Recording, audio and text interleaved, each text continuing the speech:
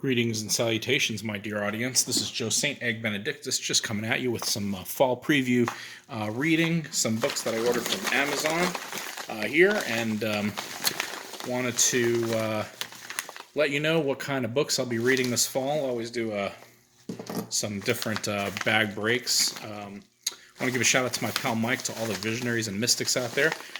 Hope that, thank you for joining me, and already broke it open with a knife. So took care of that. Throw that in there. So let's see what we got. All right. Here we go. All right.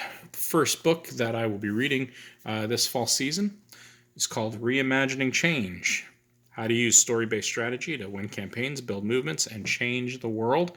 This was recommended to me by a professor at my seminary who feels that every good preacher who uses, obviously, preaching, narrative and preaching, should read this book so that we can learn how to utilize narrative in order to build movements and help really bring change to our pulpits and to our congregations. So it is not necessarily a Christian book. Actually, it's not a Christian book at all, but it is one that he feels is useful and worth a read. So for preaching, that's what I'll be reading.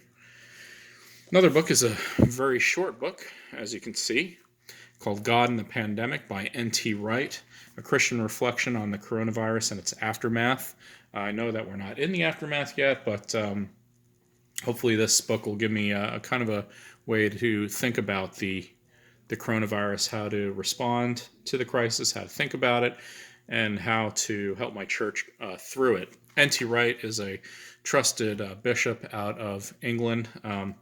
I knew of NT Wright and read NT Wright before he was popular. He wrote a lot on the historical Jesus a long time ago, before anyone even knew his name. Then he started coming out with some pop culture commentaries and writing, and really started to simplify his writing for kind of the average reader, and now he's really popular. So kind of a short read. Let's see, this is looks like 76 pages. Probably can read it in 2 or 3 sittings, so I'll probably read that next, and hopefully that'll be good. The next book is by one of my old ethics professors from seminary, David Gushee, After Evangelicalism, A Path to a New Christianity.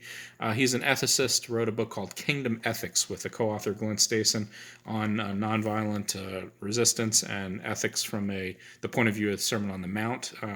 Kingdom Ethics, I recommend everyone read that if you're serious about Christian ethics.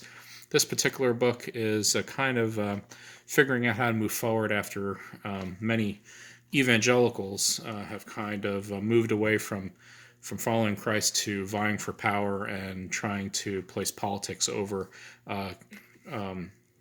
doing what Jesus would want them to do. Evangelicals have for a long time been on the wrong side of history when it comes to war, guns, the environment, race, and inclusion. And so people like me who want to keep the evangelical moniker like to know a way forward so that we can be more faithful evangelicals when it comes to the Bible, to a biblical faith, and to Jesus and Jesus's teachings.